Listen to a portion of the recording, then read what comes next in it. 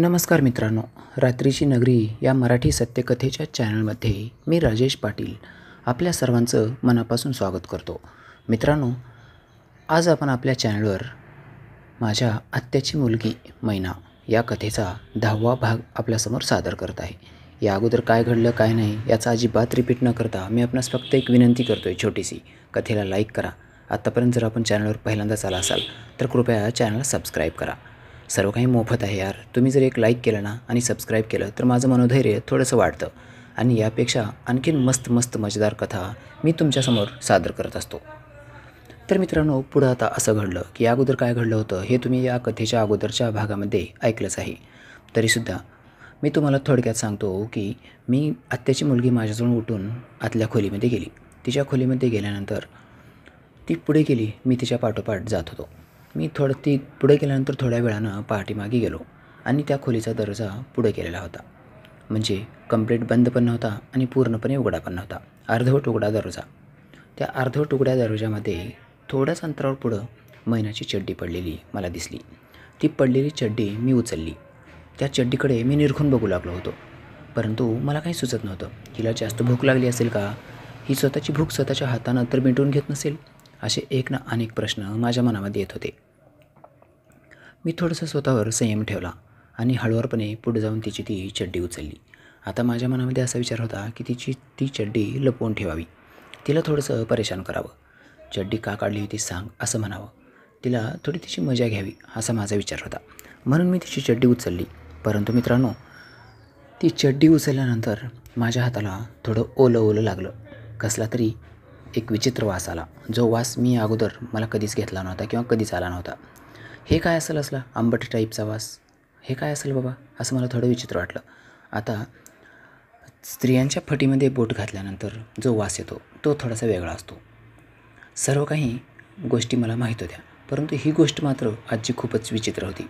थोडा आंबट टाईपचा कुबट वास येत होता. कशाचा वास होता काय मला काही समजलं नाही. हिच्या अंगावर तर काही सांडलं नाही. मग ह्या अचानक येते, अर्ध्या रस्त्यामध्ये चड्डी काढून टाकते, परत पुढं जाऊन काहीतरी अंधारात बसून करते. हे सर्व काही काय असेल मला काही समजत नव्हतं. मग मी ती हळूच चड्डी आणखीन थोडी माझ्या नाकाजवळ घेऊन आलो. तसा मला तो वास तीव्र वाटला आणि तो वास उग्र होता. मला असं झिनझिनी आल्यासारखं वाटलं. सर्व डोक्यामध्ये मुंग्या आल्यासारखं वाटलं. शिरशिरी आली मला. तो वास मला अजिबात आवडला नव्हता. खूप घाण वाटलं मला. काय सांगू, काही आता सांगता सोय नाही. त्याच्यामुळं मी ती चड्डी तशीच भिरकावायचं ठरवलं. परंतु दुसऱ्या क्षणाला विचार केला, ही जर चड्डी भिरकावली आणि तिच्या नजरेत आली तर अवघड होईल. म्हणून मी ती चड्डी हळूच खाली टाकली आणि त्या अंधारामध्ये तिच्याकडे एकटक बघू लागलो ती काय करते. आता तिनं तिचं कपाट उघडलं होतं. थोडा वेळ अंधारात मी सुद्धा थांबलो असल्यामुळं त्या खोलीमध्ये तेवढा पण काही जास्त अंधार नव्हता. पण माझे डोळे आता अभ्यस्त झाले होते. त्या अंधाराच्या खोलीमध्ये सुद्धा मला सर्व काही दिसू लागलं होतं. मग तिनं हळूवारपणे त्या कपाटाचा दरवाजा खोललेलं मी बघितलं. त्या खोलीमध्ये असलेल्या कपाटाचा तिनं दरवाजा खोलला. त्या कपाटातून तिनं एक लाल रंगाचं कसलं तरी पाकिट बाहेर काढलं. कॅरीबॅगचं पाकिट असेल किंवा मेन कापडाचं पाकिट असेल, जे काय असेल, तुम्ही त्याला का तुमच्या भाषेत काय म्हणता ते मला माहीत नाही. परंतु एक कॅरीबॅगचं पाऊच तिनं बाहेर काढलं आणि त्या पाऊचला ती फाडू लागली. ते पाऊच थोडंसं लांबड्या आकाराचं होतं. आता ह्याच्यामध्ये हिनं काय ठेवलं असेल? माझ्या मनामध्ये कुतूहल निर्माण झालं होतं. तिला काहीच न बोलता गुपचूप फक्त वॉच करायचं. ती काय करते काय नाही फक्त बघायचं असं मी ठरवलं आणि असं ठरवूनच मी तिच्याकडे लक्ष देऊ लागलो. तिनं त्या पाकिटमधून कसलं तरी एक पाऊच बाहेर काढलं. बाहेर काढल्यानंतर तिनं ती खाली ठेवलं आणि कपाटाच्या खालच्या कप्प्यातून तिनं तिच्यासाठी दुसरी निकर बाहेर काढली. ती दुसरी निकर बाहेर काढलेलं मला स्पष्ट दिसलं. आता माझे डोळे एकदम अभ्यस्त झाले होते. मला त्या खोलीमधलं एकदम ठळक दिसू लागलं होतं. जसं तिनं काढलेली ती अंडरवेड म्हणजे तिची निकर खाली ठेवली आणि ते घेतलेलं पाऊच ती फाडू लागली. आता हे काय करते मला एवढं काही स्पष्ट समजत नव्हतं. योगायोग असं झालं की तेवढ्यामध्ये लाईट आली. आता तिचं तोंड माझ्या विरुद्ध दिशेला होतं. म्हणजे तिचं लक्ष माझ्याकडे अजिबात नव्हतं.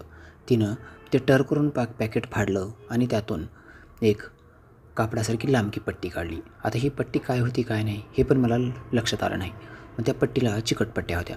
ती चिकटपट्टी फाडली आणि ती पट्टी तिच्या त्या निकरला चिटकवू लागली. माझ्या ताबडतोब डोक्यामध्ये आलं. माझी ट्यूब पेटली. अरे, हे तर विस्परचं पाकिट आहे. अरे, म्हणजे असं झालं आहे का घोळ? हिला MC आली आहे. छे, काय यार.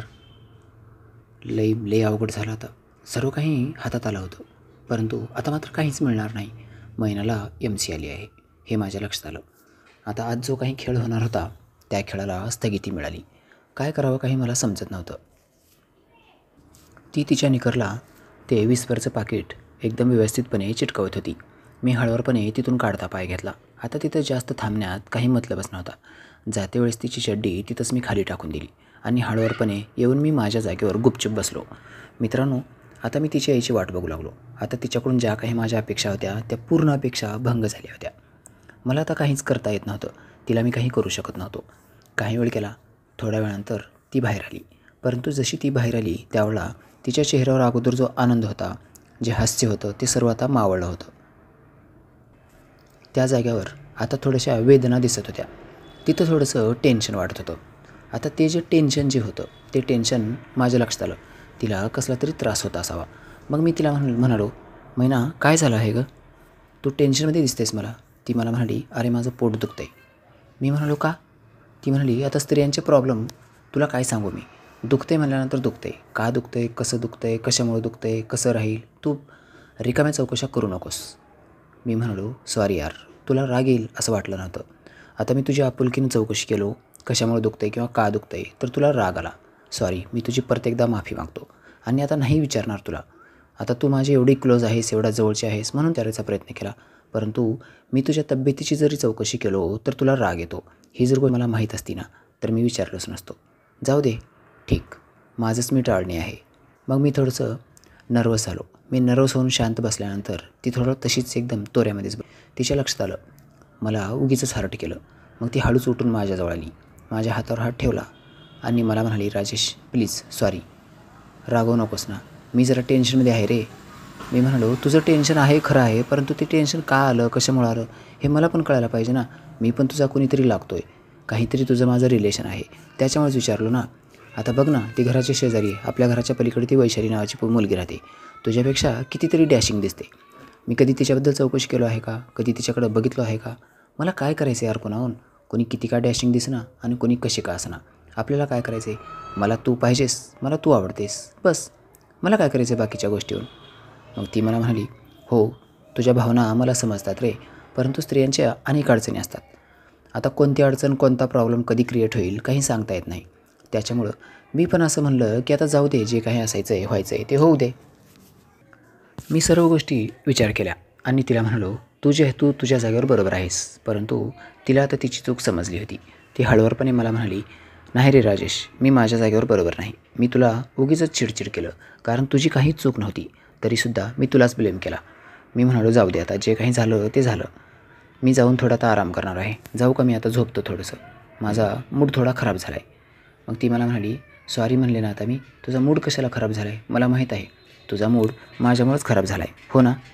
मी म्हणालो, माझा मूड खराब झाला किंवा नाही झाला तुझा काही दोष नाही. तू नको टेन्शन घेऊ, तू एकदम रिलॅक्स राहा आणि मला थोडा आता आराम करू दे. मग ती मला म्हणाली, ठीक आहे, जातो आराम कर. आणि तसं जर बघितलं तर तुझा जेवढा मूड खराब झाला आहे ना त्याच्यापेक्षा कितीतरी पटीने जास्त माझा मूड खराब झाला आहे. मग मी म्हणालो, का गं, काय झाले मला तरी सांग. मग ती मला म्हणाली, व्हायला काय आले, मला प्रॉब्लेम झाला आहे. मी म्हणालो, म्हणजे? ती म्हणाली, अरे आता तुला कसं सांगू मी, अगं प्रॉब्लेम काय झाला आहे तेच तर सांग ना मला. मग ती मला म्हणाली, अरे मला प्रॉब्लेम झाला आहे. मी म्हणालो, अगं प्रॉब्लेम म्हणजे काय आहे सांग मला. ती म्हणाली, तुला कोणत्या भाषेत सांगू?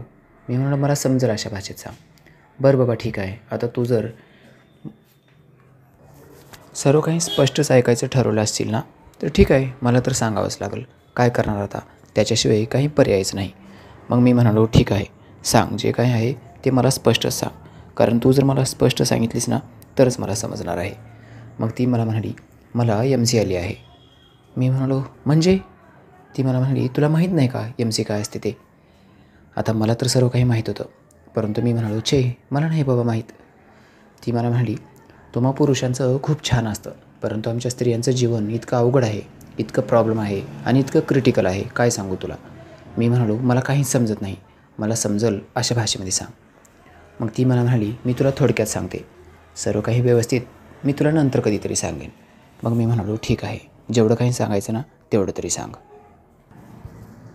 मग ती मला म्हणाली, प्रत्येक महिन्यामधले 4 दिवस आमच्या स्त्रियांना पाळी येत असते. मी म्हणालो, मग ती छोटी गुड्डी आहे, तिला कशी काय येत नाही? तिनं कपाळावर हात मारून घेतला आणि मला म्हणाली, अरे तिचं वय 8 वर्ष आहे, त्या 8 वर्षाच्या गुड्डीला कशी काय पाळी येईल? मी म्हणालो, मग कधी येत असते? मला काहीच माहीत नाही गं, खरं सांग. मग ती मला म्हणाली, ज्यावेळेला मुलगी वयात येते त्यावेळेला तिला पाळी येत असते.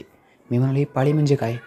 अरे जे 4 दिवस असतात महिन्यातले त्या 4 दिवसांना पाळी म्हणतात. मी म्हणालो, मला काही समजत नाही बाबा. ती म्हणाली, हो ठीक आहे, मग ऐकून तर घे किंवा गपचूप तर बस. मग उगं काहीतरी बोलून काही उपयोगच नाही. ठीक आहे, सांग तू. मग या 4 दिवसामध्ये काय करायचं? ती म्हणाली, स्त्रियांना शारीरिक संबंध वगैरे काही ठेवता येत नाहीत. हे 4 दिवस खूप खराब असतात.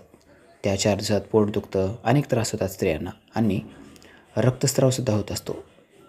मग मी तिला म्हणालो, कुठून होतो रक्तस्राव? तोंडातून होतो का? ती म्हणाली, तिनं परत कपाळावर हात मारला आणि म्हणाली, आता तुला कसं सांगू? अरे आमची लघवीची जागा आहे ना, त्या ठिकाणाहून रक्तस्राव होतो. मग मी म्हणालो, तुम्हाला त्रास होत नाही का मग रक्तस्राव झाल्यास? ती म्हणाली, हो होतो. मग त्या जखम जिथं होते ना त्याला काहीतरी चिकटपट्टी वगैरे लावायचं किंवा पट्टी वगैरे करून यायचं, दवाखान्यात जायचं. ती मला म्हणाली, ह्याच्यावर खूप मोठं लेक्चर मी तुला नंतर देते, परंतु आता ऐक, हे 4 दिवस जे आहेत ना ते 4 दिवस असे आहेत की त्या 4 दिवसामध्ये आपल्याला काही करता येणार नाही, बस एवढं लक्षात ठेव. मी म्हणालो, आज तर पहिलाच दिवस होता, आजच आपल्याला काहीतरी करायचं होतं आणि आजच ह्या 4थ्या दिवसानं धुमाकूळ घातला, काय करावं आता? ती म्हणाली, मला पण खूप दिलगिरी वाटते, खूप टेन्शन आलं आहे मला पण काय करणार आता? काही इलाजच नाही ना, करण्यासारखं काही राहिलंच नाही. आता ह्याला सोल्युशन किंवा पर्याय काहीच नाही. मग मी म्हणालो, मग आता काहीतरी दुसरं सोल्युशन असेल बघ. ती मला म्हणाली, मी फक्त तुला आता हातानं खेळवू शकते, तुला जवळ घेऊन थांबू शकते, बस याच्यापेक्षा जास्त काहीच नाही. बघ विचार करून तूच, याच्यापेक्षा मी तुला जास्त काही देऊ शकणार नाही. आता वरून सर्व काही होईल, परंतु मी तुला सर्वस्व देणार जे होते ना ते आता नाही देऊ शकणार. मी म्हणालो, ठीक आहे, मी समजू शकतो. आता तुझ्या हातात जर काही नसेलच तर तू तरी काय करणार? आणि सर्व काही योगायोग आहे, नैसर्गिक घटना घडणारी आहे, त्याला तू काय करू शकणार? तू स्वतःला ब्लेम देऊ नकोस, तू स्वतःला दोष देऊ नकोस, तुझा काहीच प्रॉब्लेम नाही. असू दे, मी समजून घेऊ शकतो. मित्रांनो, आता मात्र मला थोडंसं टेन्शन जे आलं होतं ते थोडंसं मी रिलॅक्स झालो. ती आत काय गेली, काय झालं, काय नाही, सर्व गोष्टी मला एकदम क्लिअर समजल्या होत्या. आणि त्याच्यामध्ये तिला जेवढं दुःख होत होतं मैनाला, त्याच्यापेक्षा निश्चितच मला कमी दुःख होत होतं. कारण आंटी जर शेजारची नसती, चित्रा आंटी, तर मग मात्र मला तिच्यापेक्षा जास्त डबल दुःख झालं असतं. आता आंटीचं आणि माझं बोलणं झालं होतं संध्याकाळी झोपायला घरी यायचं, त्याच्यामुळं आज महिना नाही मिळाली तर आंटी मिळणारच होती, त्याच्यामुळं मला काहीच वाटलं नाही. मी एकदम रिलॅक्स, उलटं मीच तिची समजूत घातली. तिला म्हणालो, महिना तू टेन्शन घेऊ नकोस, ज्या गोष्टी होणार आहेत त्या होऊ दे. असं बघितलं तर मी 1-2 महिने तुमच्याकडे राहणारच आहे ना, मग तू कशाला टेन्शन घेतेस? आज नाही, आणखीन 4-5 दिवसानं बघूत. ती मला म्हणाली, खरंच राजेश, यू आर ग्रेट, तू खूप हुशार आहेस आणि खूप समजूतदारसुद्धा, मला तुझा स्वभाव खूप आवडला.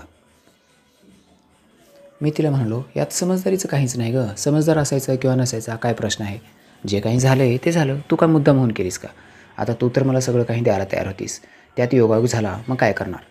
ती म्हणाली, जाऊ दे, आपण ज्यावेळेला मी रिलॅक्स होईन ना 4-5 दिवसानंतर, त्यावेळेला मात्र डबल जोशमध्ये सर्व काही करू, एकदम फुल धमाका करू, हो ना? मी म्हणालो, हो. आता तिने मला घट्ट मिठी मारली. तिनं प्रेमानं मारलेली घट्ट मिठी मला समजत होती. मी तिला समजून घेतोय हीच गोष्ट तिच्यासाठी खूप मोठी होती. मित्रांनो, मग असं बघता बघता संध्याकाळ झाली. माझी आत्या आणि मामासुद्धा घरी आले. घरी आल्यानंतर चहा पाणी झाले, स्वयंपाक वगैरे आत्या बनवत होती. मामा आणि आत्या घरी आल्यानंतर आत्या स्वयंपाक बनवत होती. थोडा वेळ झाला असेल की शेजारची चित्रा आंटी आली आणि चित्रा आंटी लगेच येऊन आत्याला म्हणाली, ऐकलत का? लगेच तिला आत्या म्हणाली, काय गं, काय झालं? ती लगेच म्हणाली, अगं काय झालं आणि काय नाही, रात्री तू ढाराडूर झोपी गेलीस बाई, मला रात्रभर झोप आली नाही. माझा नवरा गेला ट्रिपला निघून आणि रात्री तुला काय सांगू किती गोंधळ झाला. ती रात्रभर घरामध्ये विचित्र आवाज येत होता, घराच्या पाठीमागे काहीतरी खांदल्याचा आवाज येत होता. आता काय सांगून काय नाही, रात्रीच तुला बोलवा येणार होते माझ्या घरी झोपायला ये म्हणून किंवा कोणाला तरी पाठव, परंतु काय करणार, मला तेवढ्या रात्री येऊन तुला उठवणं योग्य वाटलं नाही, त्याच्यामुळं मी तुला उठवलं नाही किंवा तुमच्या घराकडे पण आले नाही, परंतु रात्रभर अशीच गेली आणि सकाळी लवकर तुझ्या बोलायला यावं म्हणलं तर तुम्ही कुठंतरी निघून गेलात.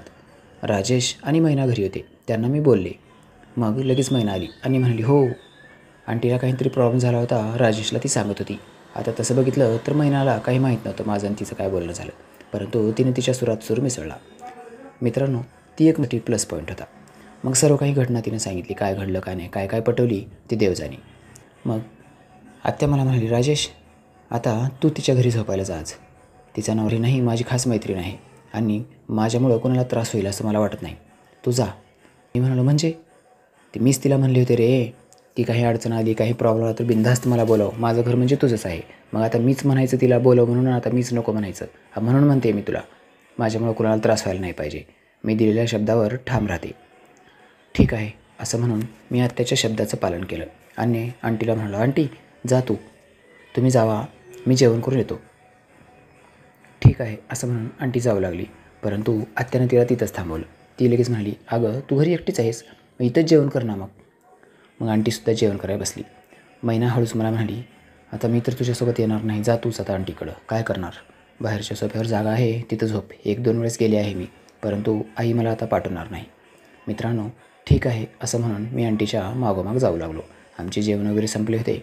आता पुढचा एकदम खेळ मस्त होणार होता. काय घडलं काय नाही हे कथेच्या पुढील भागामध्ये. Bye bye. कथा आवडली असेल तर नक्की लाईक करा आणि चॅनलवर जर पहिल्यांदा आला असाल तर प्लीज प्लीज प्लीज सबस्क्राईब करा ना. सर्व काही मोफत आहे यार. Bye bye.